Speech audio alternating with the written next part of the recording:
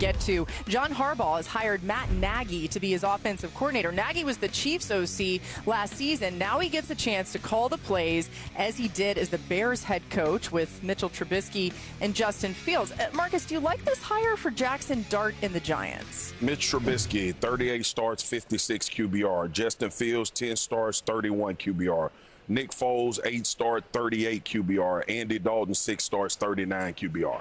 That's been Matt Nagy's quarterbacks while he's been calling plays. No, I'm not confident, okay? And I get what I get it. He's been around. He's been in Kansas City behind Andy Reid. Hopefully he brings some of that and the ability to play at a high level. He's dealing with a young quarterback. The Mitch Trubisky and the Justin Fields didn't work out. So, look, this league is about results. Sure. This league, you get judged on how do you develop guys. His development of young quarterbacks have been awful. And that's what that says. So I'm not indicting Matt Nagy as a bad coach. All I can look at is the last time you had 2 young quarterbacks, they didn't perform well. And now Jackson Dart, going into his second year, is going to be under his tutelage. It doesn't give me a lot of confidence, but maybe something has changed. Yeah, this is not one of those slam dunk hires for me. When you go with a guy with experience, that experience has to be one that is successful. That experience has to be one that is productive. And we know this is the most important hire for John Harbaugh, that who is going to be teamed with Jackson Dart's progression, with Jackson Dart's progress to where he can be the quarterback who not only stays on the field, but a quarterback who adds to his game. And I don't believe that Matt Nagy is that person. I believe there's a reason he went from offensive coordinator to offensive coordinator, why Andy Reid felt like it was time to make a change, or maybe he had to move on. I don't love this hire for the New York Giants. As much as I was high on the John Harbaugh hire, I think I have to be in a wait-and-see position when it pertains to Matt Nagy. I think the big thing, because Marcus makes a great point of how is he different as a coach from the experience of Mitchell Trubisky and Justin? Because when I think of Mitchell Trubisky and Justin at that time in their career, they were what? Young, talented, athletic, playmakers. How would we describe Jackson Dart right now? Same way. Yeah, right? And so the development of those 2 young quarterbacks didn't happen, and the offense hasn't been great. So what's different? Like, what has Matt Nagy learned from his experience since then that maybe he wishes he did differently? Because those guys, Mitchell Trubisky and Justin, never struggled with physical ability and talent. They just never developed into quarterbacks. Like the ability to consistently play the quarterback spot rather than the playmaker spot. How does that change? I'll focus on the last 2 years in Kansas City, right? It's always hard to know how much to take from Andy Reid because he's the play caller. What did Matt Nagy learn there? What can he bring with him to New York? And I think there's a lot in the passing game in terms of the way Kansas City used motion, formation to get guys open without the greatest group of skill players that time. RPOs is going to be a big part of that. Was a big part in Kansas City. It'll be a big part of the offense in New York. I think the one thing, though, you'd really like to see that's different from Kansas City is the run game in Kansas City really just stems from the pass. It's just an extension of that, right? And Patrick has to make so many of those choices. A lot of them are tagged to RPOs. I don't think that's how you can do things in New York. You want this offense with Jackson Dart. I wouldn't say run first because that's kind of a archaic way of looking at it, but that should be the strength of this football team. So I think for Matt Nagy, that's the challenge here. You didn't run the ball well in Kansas City. New York, you've got challenges. You've got good backs. You've got some pieces. You've got a dual-threat quarterback. You got to figure out how to run the football. I would love to see some of the things you see from Matt LaFleur in the run game, some of the creativity and also the versatility that you see in Green Bay, be some things you could try to implement in New York. I know it doesn't necessarily work like that, but Mina pointed to the creativity, the motion, and the movement of the pass game. I think some of that in the run game, especially with the Jackson Dart, who has talent. But, y'all, the reality is this, right? The X's and O's are the X's and O's. We all look at game and we divulge in film all season long. We can tell if you're calling plays like ass. We know that you don't have a system and a scheme that should be conducive to somebody having success. I literally focused on the development of young quarterbacks because that's the situation he walking in. Jackson Dart has to be a better quarterback this year than he was last year, and that's how he'll be judged. If his feet, it's everything about his feet. If they can't fix and consistently get his feet, I don't care what plays you're calling. Yeah. It's not gonna become what it should be. Yeah. Yeah, and based on what happened last season, the last couple seasons, like Mina was pointing out, the Chiefs ranked 20th in total offense, 21st in scoring this season. Some of that had to do with their personnel, but you do have to look at it as some sort of indicator of what we might see. All right, coming up next. Welcome to NFL Live, presented by Tostitos. A gorgeous look at the Golden Gate Bridge, that sparkling Golden Gate straight underneath, and a good day to get out there on the water. As the Pro Bowl games are coming your way, we're getting you ready for Super Bowl 60 as well. 8 Eastern on ESPN, Disney XD, and ESPN Deportes is where you can see the action tonight. And maybe you took a trolley here. We did. Actually, I'm kidding. I wish we did, though. Inside the Moscone Center is where we will be for all of our coverage. The coverage continues throughout the evening on ESPN, and so glad that you're with us here. NFL Live, guys, we've made it to the Super Bowl. Marcus Spears, Mina Kimes, Ryan Clark, Dan Orlovsky. It's good to see everybody, and yes, we did coordinate our outfits. Look at that. Hey, Boogie. What's up with the jacket, the leather jacket? He looks stylish. First of all, shout out to my dog RC for the plug. Oh. That's number one.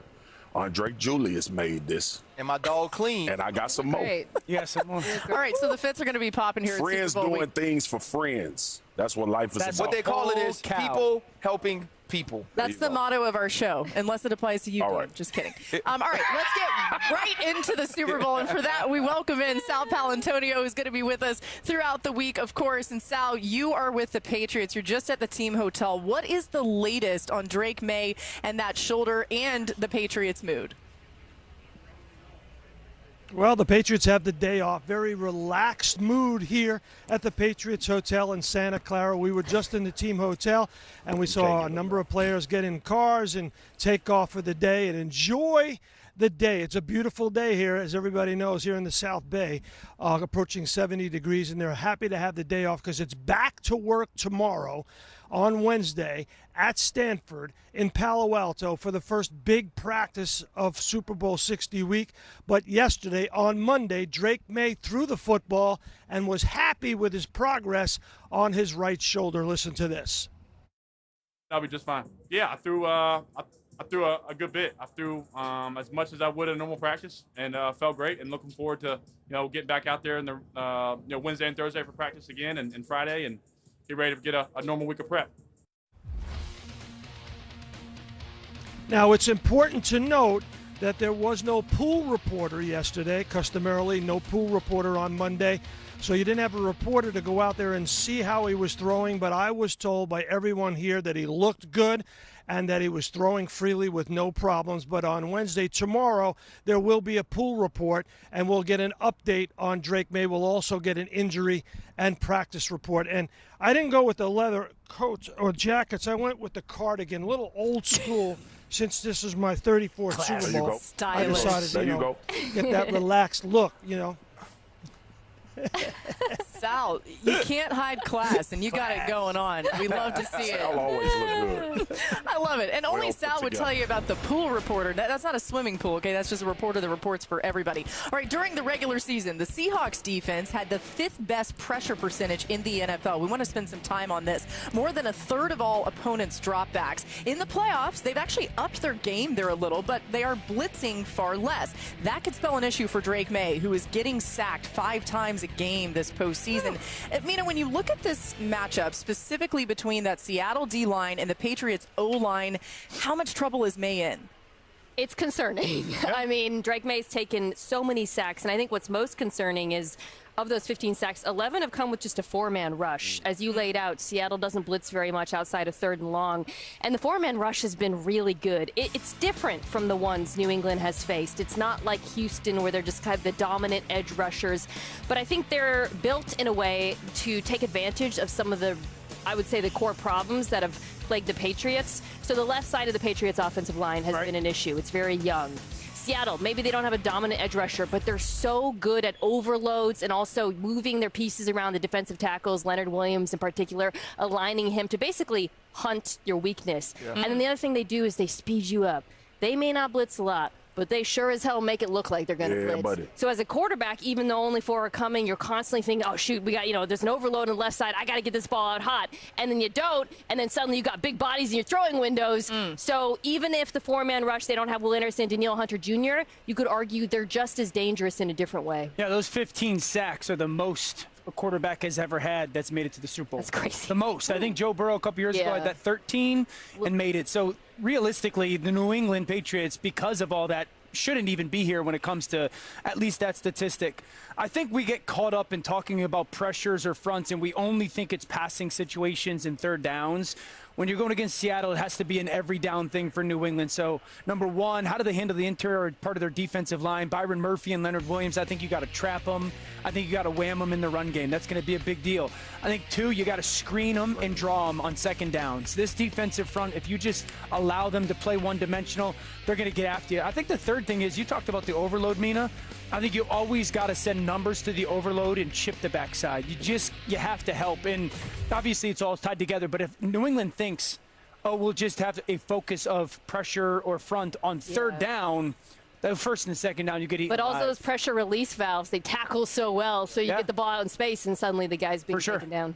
Well, the hybrid helps them play that way, Nick, but I'm a RC. Did you? Yeah, go ahead. Oh, RC. wait, I'm up. I thought Marcus was going. No, listen, it doesn't matter. We're living free and loose. I just said It's something. scary, but Honestly, when you look at this team, they pressured at the third lowest rate of any team in all of the NFL, and you saw the numbers, only 13% in the playoffs. But I want them to up that, especially on third and long, because Nick Emanwari is such a large piece of what they can do up front. Here, this is the middle of the season, and you're going to see them bring Nick Emanwari into position to blitz, and we're going to drop Drake Thomas, and he's going to be the vertical hook. You see here, because of the way they align, the threat of pressure to the top of the field, Tyler Algier goes left first, and he's too late to get back down to get to Nick Emanwari. Now you're going to see Julian Love, who is healthy once again. And this is just a 5-man rush. It's a fire zone, so you can have eyes on Drake May, and it gives them an opportunity to put pressure on the quarterback before he can identify where the open man or the vacated zone is. And once again, bringing Nick Emanwari and Kobe Bryant from the bottom of the screen, and you're going to add Tyrese Knight to the blitz, and it's a free hitter on Jacoby Brissett. When you look at what the Patriots have dealt with in the playoffs, it has been a ton of 4-man rush, but I do believe on third and medium to long, you can get pressure on Drake May and maybe force him into some mistakes. Would you do it on early downs, though, first and second for Seattle? Well, it depends on the way that Josh McDaniels is calling the game. He's played everything so close to the vest in the playoffs because they've played so well defensively, and so you're going to have to get into run blitzes if you're going to blitz on those early downs. Speaking of that, I mean, look, the opportunistic shots is what stands out for me with this offense. They've been able to convert in critical situations, critical down and distance, and it is quite frankly, it was why they won games. Oh, yeah. Both of these games in the playoffs. How will you be able to eliminate that? I use the Houston Texans defense because I remember Puka Nacua running a crosser and being open against Seattle. Will the DBs make these plays or will they give up these plays? And that to me is what Seattle is. You're not going to methodically move the ball on Seattle's defense. Right. You have to be explosive. And that's why we left the game last week when they played the Rams. Those were explosive offensive plays that they were able to score on or either getting down in distance. New England has kind of lived on that edge here for the last 2 playoff games that they've been in. And granted, it's been very similar. He had Patrick Surtain. He tried that. But then they went to the other side, hit a big third down. Max Hollins' big third down catch. You look at the Houston game. We talked about Stingley. RC hit him down the sideline late in that game. There will be a time or two where these opportunistic shots come, and who's going to make the play. And with this defense, you got to be very cautious because they are going to do it. I'll be interested to see if they single them up often. Also, too, though, the other thing, they play so much zone, so I don't expect it. And when you look at them, it's going to be who do you take the shot on? If I'm Josh McDaniels. I'm looking at Reek Woolen and Josh Jobe, right? If those are guys I can get in one-on-ones that we think we can run by them in some of these zones. Create those opportunities. See, I was going to play a lot of split safety, cover 4, cover 6. Get the safety to come down and get those one-on-ones, whether it's like Booty versus Woolen. Matt Collins. Yeah. And, you know, it was interesting, too, because obviously their last game against the Texans, you saw these guys that, you know, they're dealing with a really difficult defense. Drake May said one of the big emphasis for him was getting in and out of the huddle as quickly as possible. Against a defense like that, you got to communicate well. You got to think that factors in, too, with this Seattle defense. All right, big news today for the Giants, you guys. We want to